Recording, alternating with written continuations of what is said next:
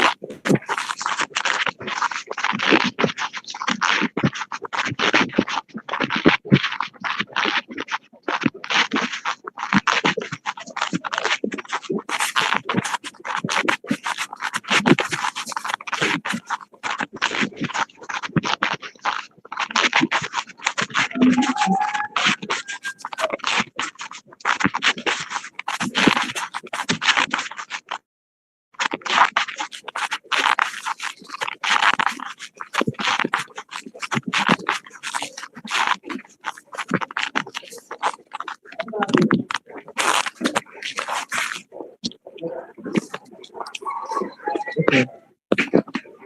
Tadi yang sama deh. Yeah. That's more. This one.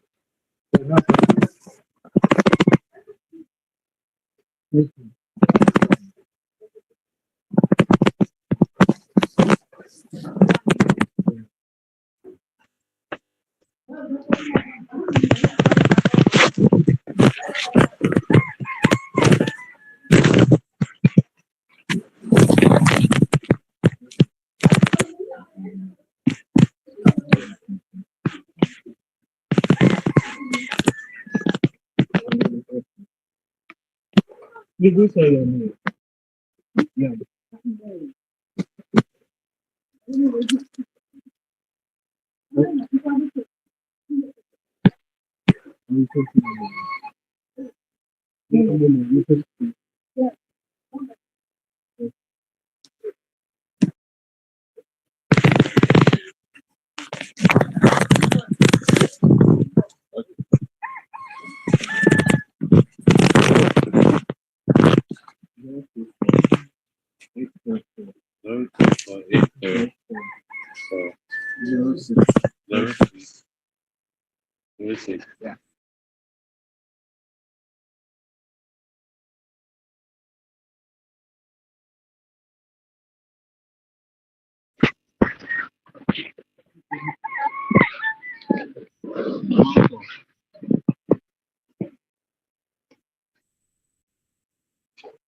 Exactly. What the question? Exactly.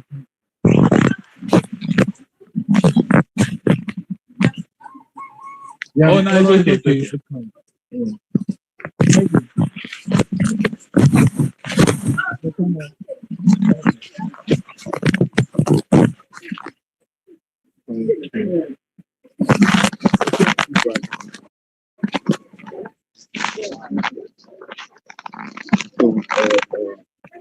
Yeah.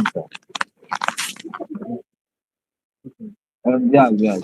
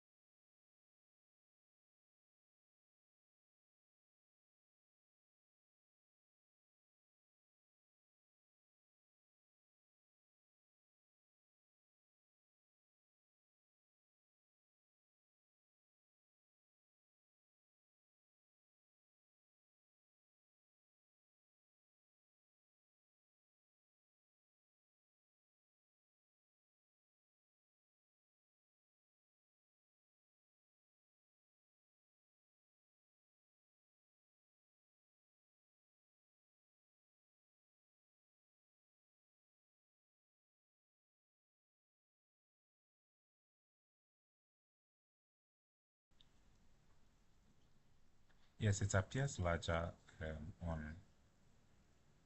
Yes.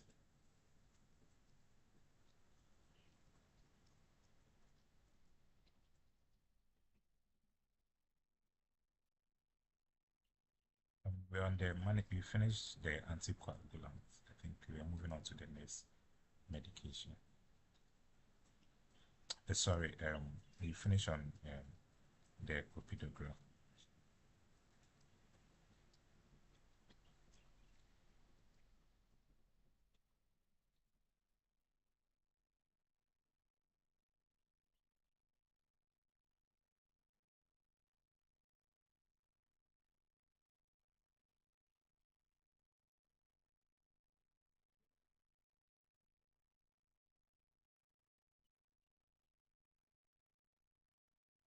Okay.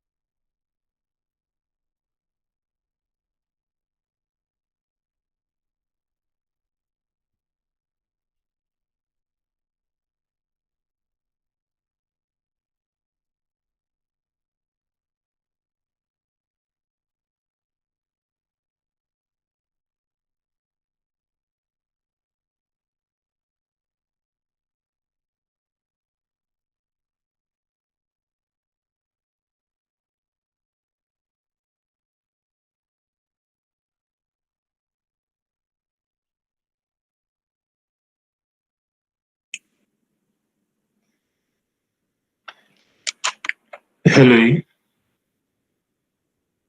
Hello, class. Hello, fellows. Good afternoon. Good afternoon, sir. Okay, so let's continue what we started yesterday. Any questions?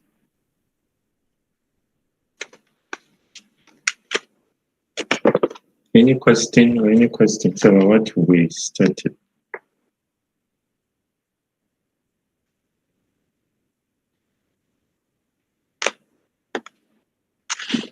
Okay, so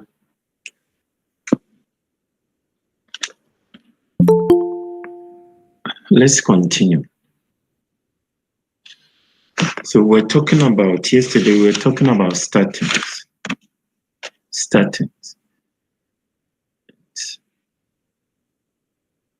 Basically, we said that what statins will do. I don't want to talk about mechanism of action, but at the end of the day, what statin does is that statins would increase the HDL and reduces the LDL. That is the basic function of statins. Another thing that you should know, these things, because you have of G's, you should know. They can ask you medications that could reduce mortality. If they ask you heart failure, which medication will reduce mortality in heart failure, you should know. So in heart failure, if I ask you digoxin, will digoxin reduce mortality? Yes or no? No. Will Lexis reduce mortality? No. No. Will digoxin reduce mortality? No, please. No. So Loxapine or statins reduce mortality.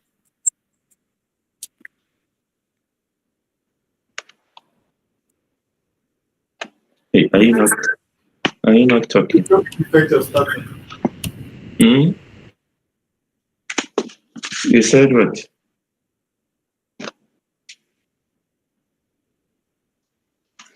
You said what?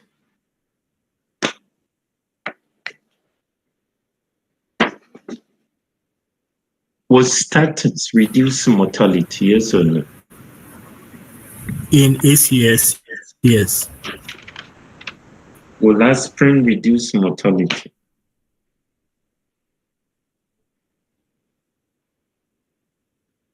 In ACS.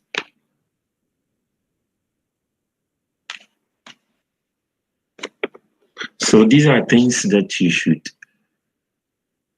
know. It's MCQ. Anything could be a question, so you should know these basic things. So additional for statins, additional benefits for statins. Additional benefit for statins. We have the primary mechanism of action or the primary goal of using a statin. But it has a secondary function, and that is additional function or additional indication for statins. So the additional indication for statins are: one, it has anti-thrombotic effect. It has anti-thrombotic effect. It has anti-inflammatory effect. It has anti-proliferative effect. Anti-proliferative effect. And the last one is that it also inhibits the production of reactive oxygen species. In other words, it reduces oxidative stress.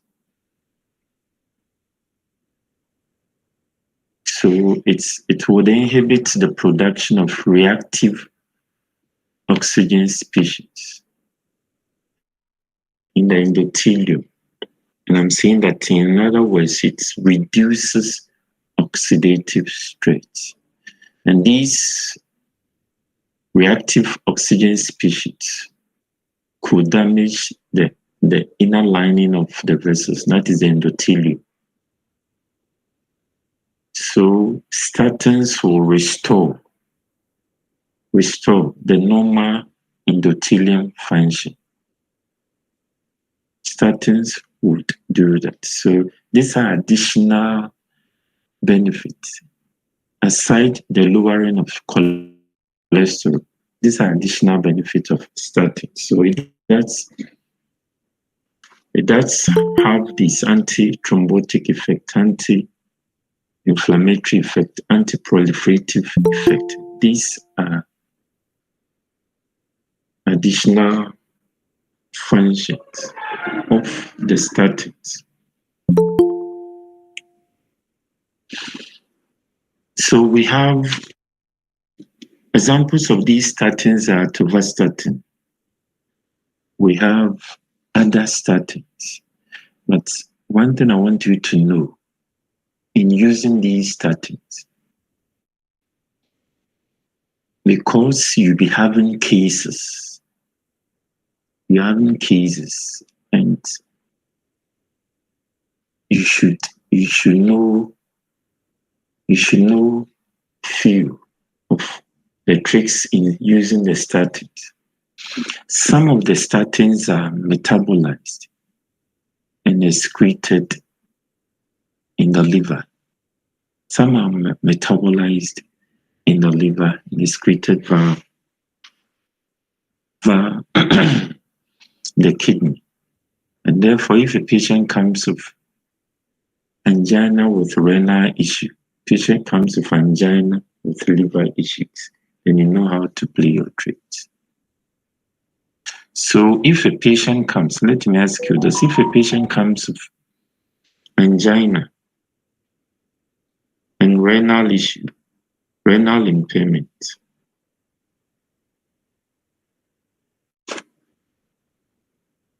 angina and renal impairment, what will be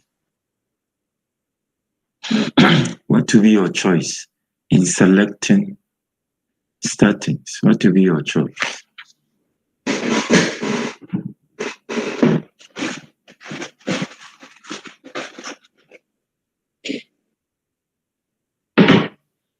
Which statins will you go in?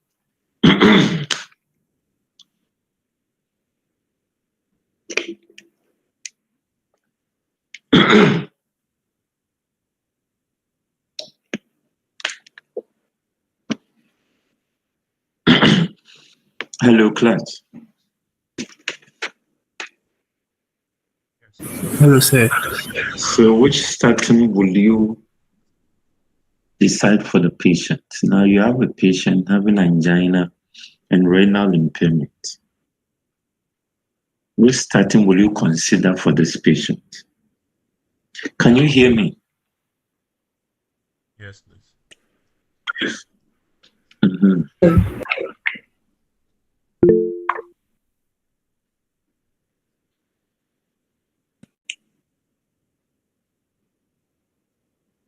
Atorvastatin. So it's not the drug. You mentioned the drug and tell me why. It's not only the drug. I want you to explain to me why you decided to give your patient atorvastatin. Why atorvastatin? Because the patient has atorvastatin is usually placed renally. So if you are to give it in renal impairment, there wouldn't be accumulation of the drug. Atorvastatin is not what? It's not cleared renally. Mm-hmm. You said that atorvastatin is not usually cleared by the kidneys. So atorvastatin it's metabolized and excreted by what? By the liver. Yes, please. And therefore, you go in using what? Atorvastatin. So when will you consider rosuvastatin?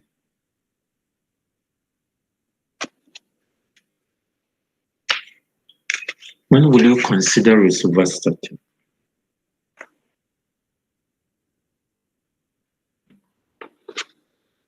There is a liver issue. So take note of this. All the statins, they are metabolized in the liver, but in terms of the excretion, they differ. So when a patient comes with a serious liver issue and you need to still give your statins, then you not give a statin that would be metabolized there and be excreted. Then you need to do the ones that would be metabolized over there and excreted by the kidney. So rosuvastatin, you need to do rosuvastatin. So these are the things that you need to know. What are some of the side effects of statins? Myopathy. What? Myopathy. Myopathy. Any other?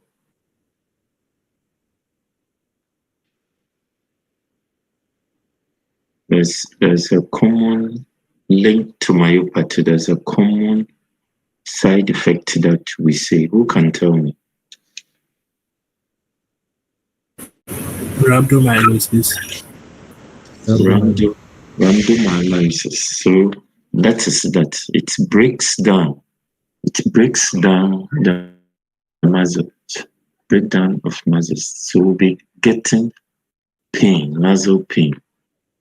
So if a patient is experiencing that, normally, let me tell you one secret. Normally, patients with reduced vitamin D,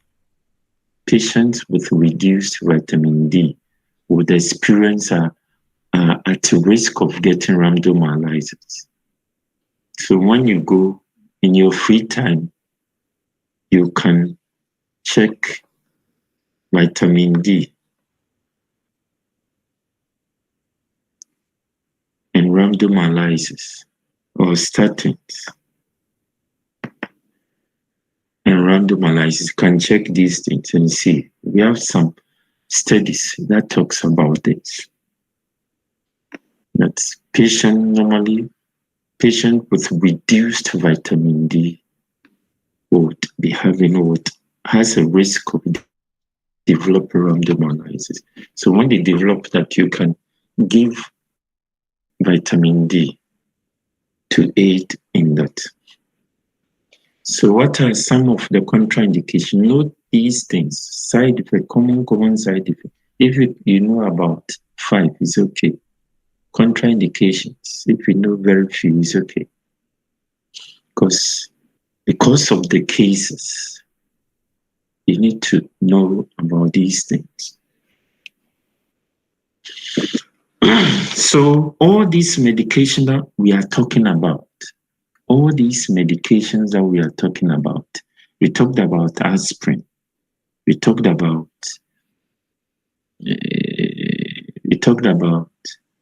statins. These medications that we are talking about would affect the disease conditions,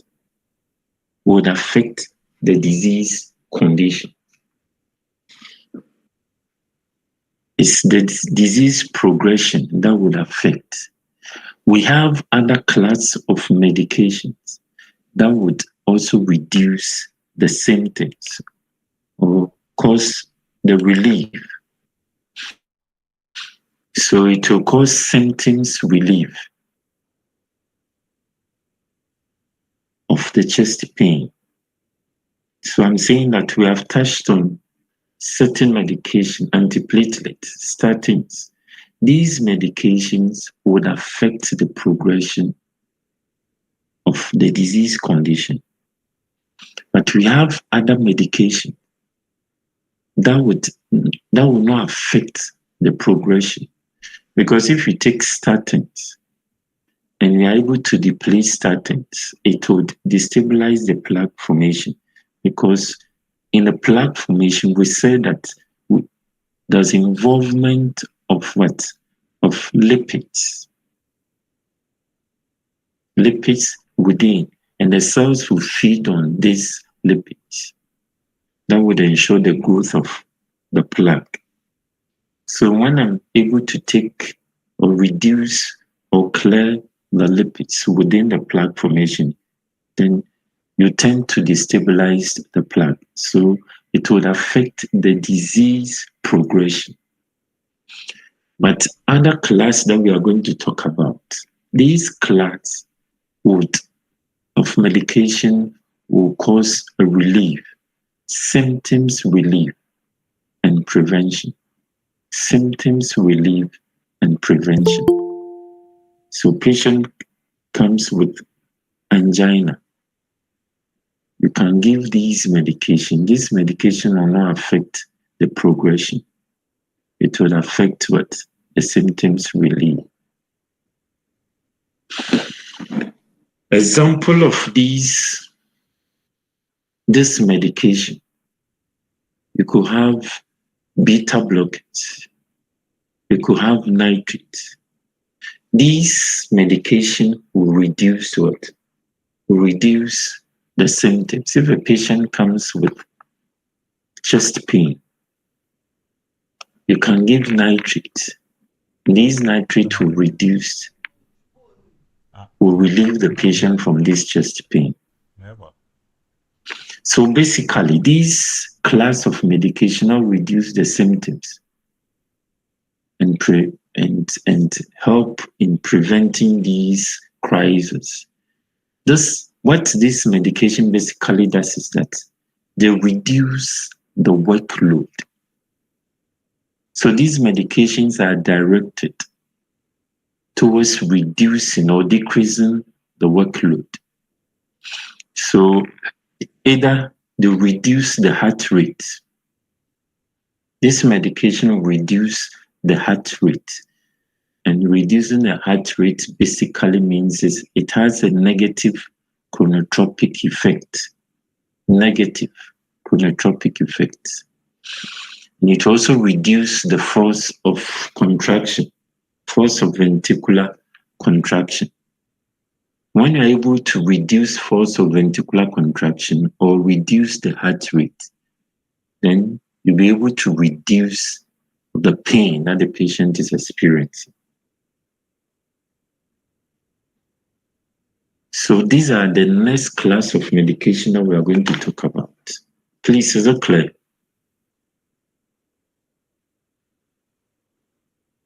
Yes, please. Okay, so now let's talk about this. Let's talk about beta blockers. Beta blockers. These medications, I'm saying that this class of medication will relieve symptoms and it will prevent episode of what? Chest pain. It will not affect the progression of the disease condition. It will not affect it. So beta blocker. So beta blockers, another thing that you should know is that beta blocker is the mainstay in the management of stable angina. It's the mainstay in the management of stable angina because beta blocker will reduce the heart rate. And in angina, we need that. In stable angina, we need that. If you're able to reduce the heart rate, if you're able to do that, then you are not putting pressure on the heart, no workload on the heart. So the heart will not demand for more what? Oxygen. So that is that. So beta blocker is considered as a mainstay in the management of what? Of stable angina. But beta blocker shouldn't be used in variant angina. Which medication will you consider for variant angina? Which medication, in your opinion, will you consider for stable angina?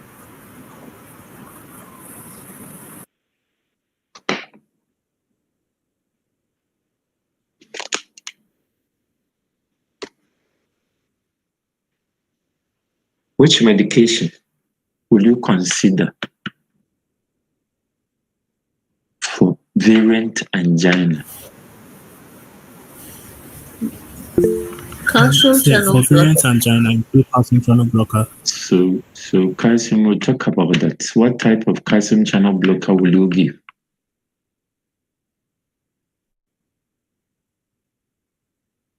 What type will you give in variant angina? The dihydropyridine. Why dihydropyridine? Example. Nifedipine, amlodipine. They act on the they have more action on the blood vessels than on the other. Mm-hmm. So what type of nifedipine will you consider for the patient?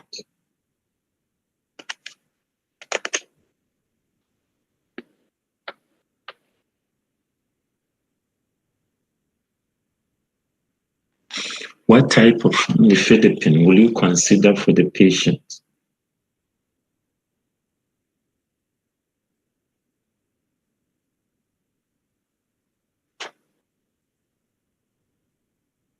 Immediate release. What is immediate release?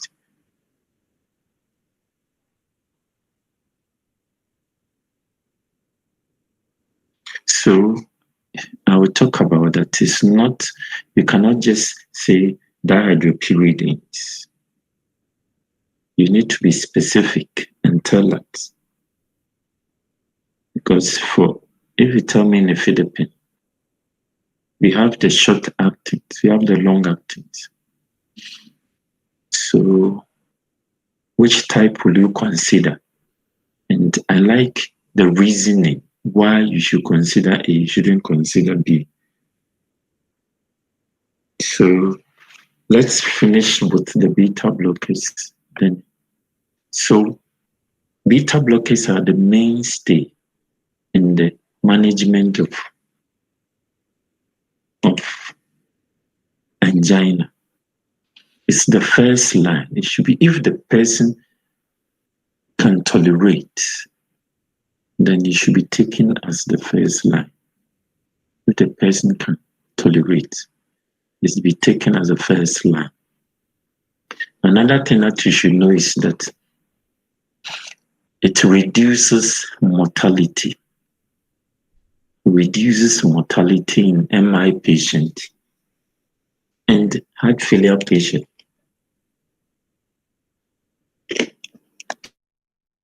So it's basically, what it basically is that it reduces the heart rate. If it's reducing the heart rate, it will reduce the myocardiac oxygen demand. So beta blocker, we'll be talking about the receptors, the beta 1, beta 2, beta 3. We're talking about receptors, but basically in reducing the heart rate means that it will block receptors within the myocardium. And which receptors are found in the myocardium, we talk about that. So it will reduce myocardial oxygen demand because of a receptor there. Now it will block. So it will block the beta. Which receptor are found in receptors are found in the myocardium, such that beta blocker will act on. Which receptors are found in the Beta 1. So beta 1, is it only beta 1?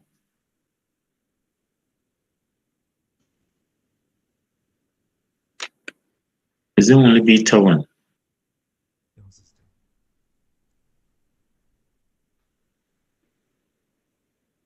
Hey. Class, is it only beta 1? Beta 2 receptors are also found. Come again. Beta 2 receptors are also found in the heart. So can you prove it to me? Can you prove to me that you also have beta 2 in there?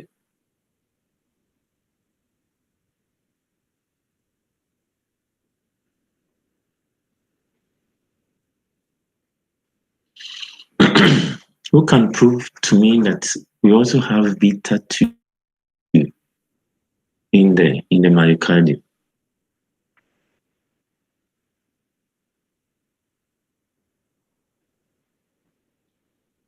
Are you there, class? Yes, we What's this?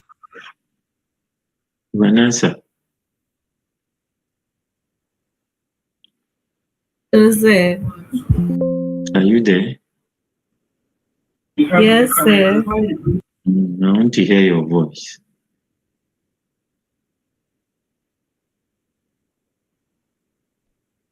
Sir, please, I'm here. So tell me, what is the proof Can you give me a short, tell me something that will prove to me that we have beta 2 receptors in the myocardium?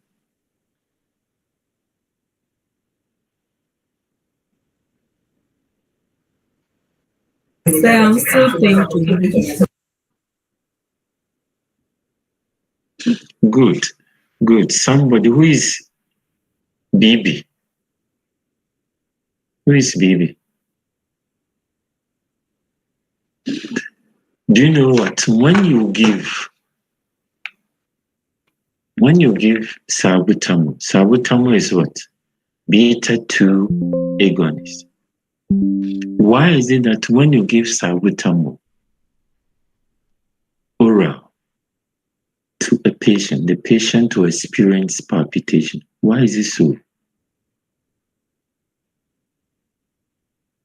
The patient will experience palpitation because we have beta 2 also in the myocardium.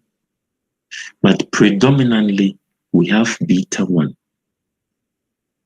But take note of this, there's also beta 2 within, but it's not like beta 1. Predominantly, we have beta 1, but there's also beta 2 in there. That is why when you give salbutamol, which is beta 2 agonist, it will also stimulate beta 2 in the myocardium, and that will cause that palpitation. Please, is it clear? Yes, sir. Yes, sir. Somebody's hand is up. Who is that person?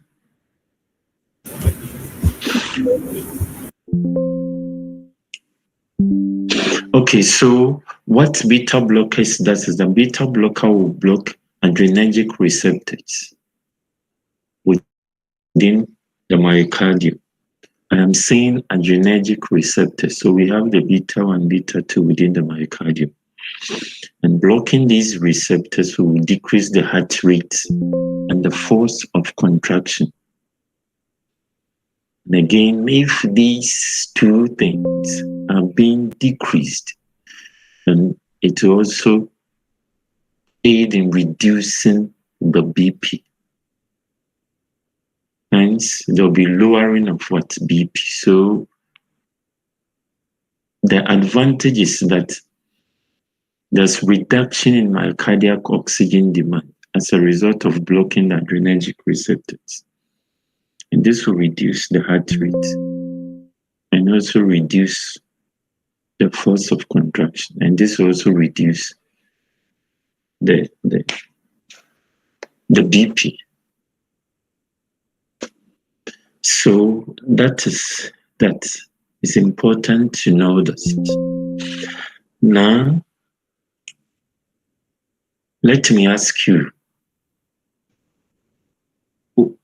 which areas do you have the beta 1? Let's talk about the beta 1 receptors. Which areas do you have beta 1 receptors? We have touched on the myocardium. Which area again do you have the beta 1 receptors? The sinoatrial node. The sinoatrial node. Which area? I want you to mention the areas that we have.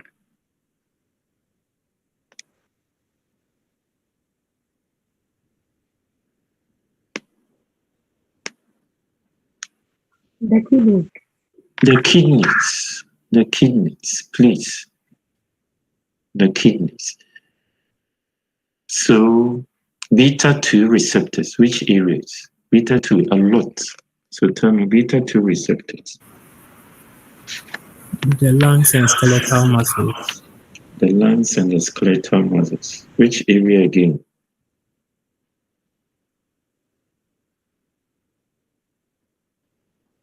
Which areas do you have? So you should know these things.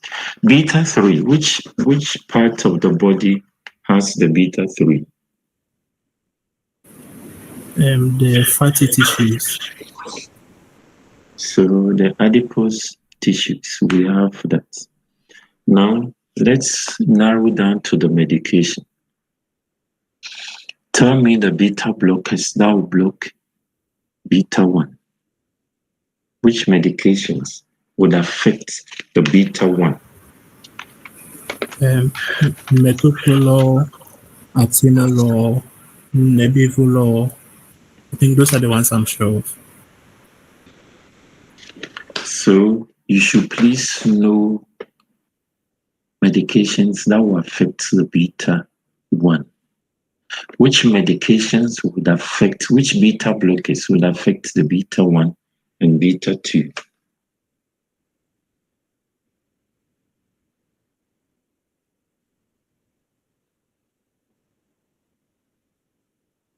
Which beta blockers would affect beta 1 and beta 2?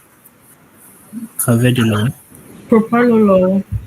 Listen to the question. I am saying be careful because it's MCQ. When you get it wrong, it's wrong. No coming back. Listen to the question. Which beta block or beta blockers blocks beta 1 and beta 2? Listen to the question and answer. Don't rush.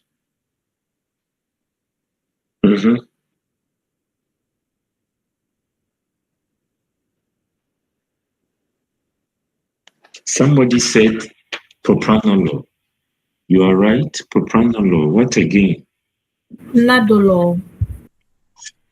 We have nadolol. Timolol.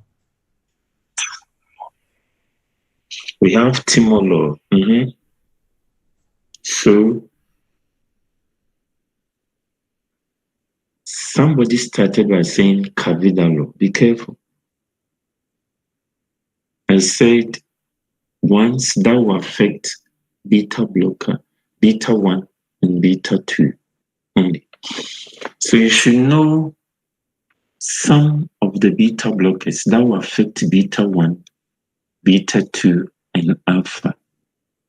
Beta 1, beta 2, and alpha. What are some of the examples? The carvedilol. Carvedilol.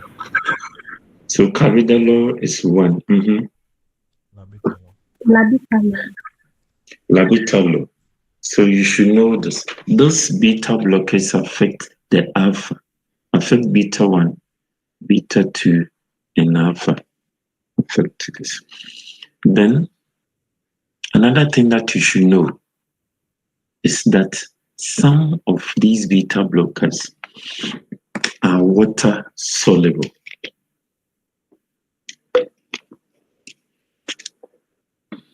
Some are lipid soluble, and some possesses these two properties.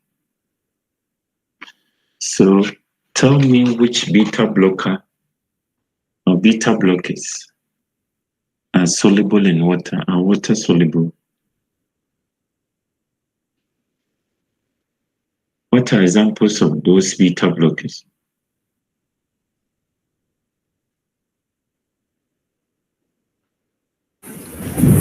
Water soluble. Atenolol. Cetolol and atenolol. So we have atenolol, we have sotalol.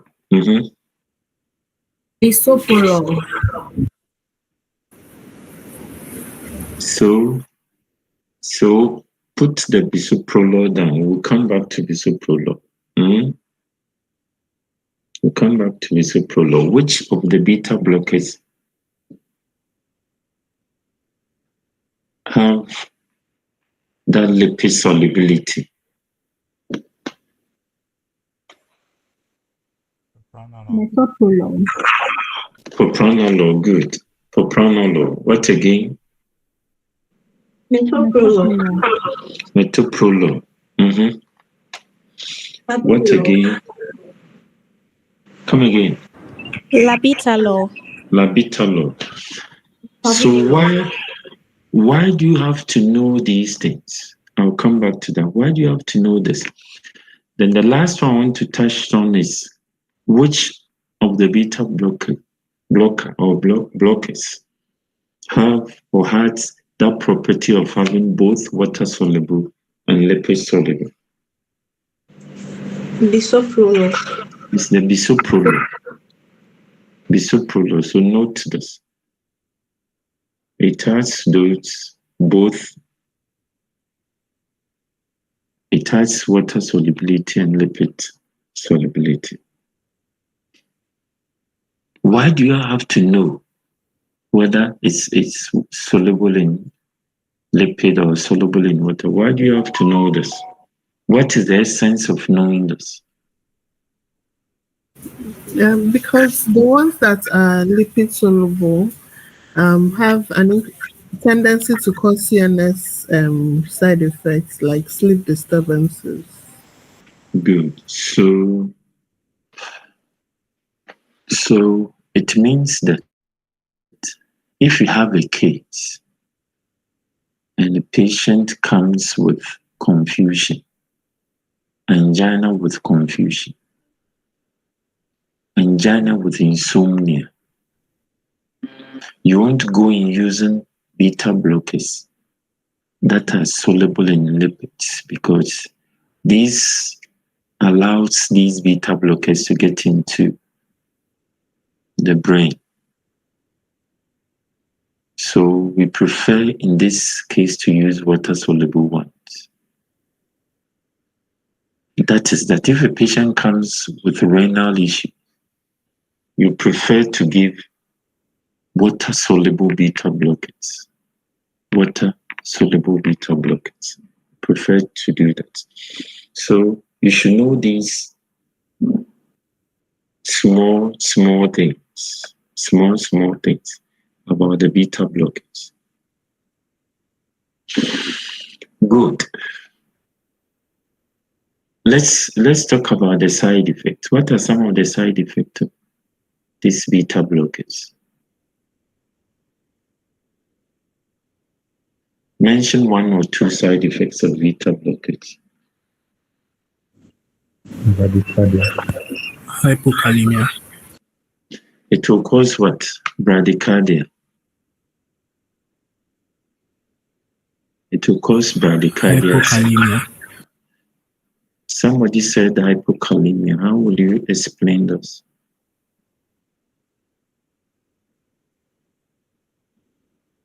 How will you link the hypokalemia Please, I didn't hear you. The network was breaking.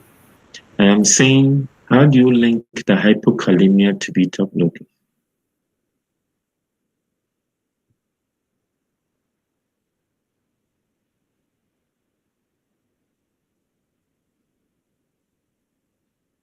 Oh, somebody said hypokalemia.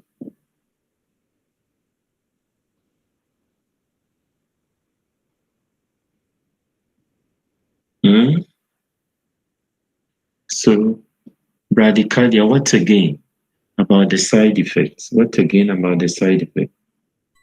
Erectile dysfunction. Bronchospasm. There'll be bronchospasms.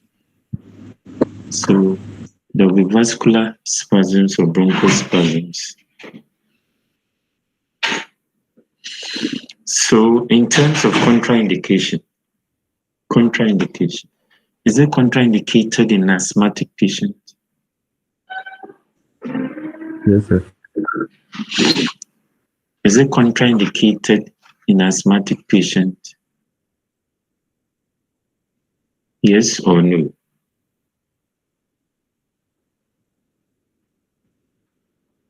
So because of the bronchospasms, it shouldn't be used in asthmatic patients. That's a contraindication. So take note of it. Any of the contraindications? What are some of the contraindications?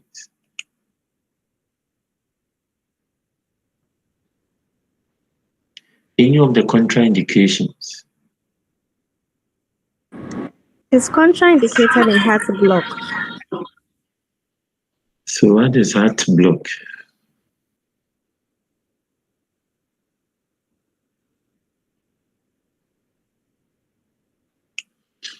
What is heart block, my sweet sister?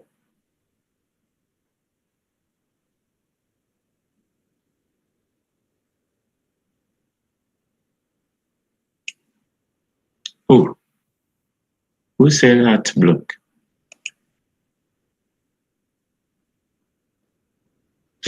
Hmm?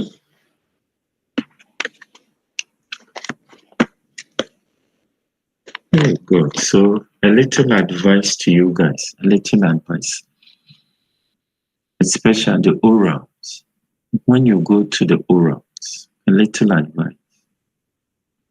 And a question is asked. Please. I like touching on the basis, touching on the common ones. Who said heart block? Who said heart block?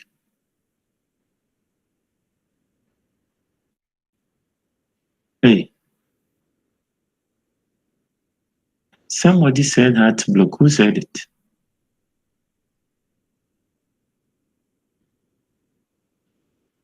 Am I muted? No, please. Hmm? Who said it? I just want to ask questions. Who said it?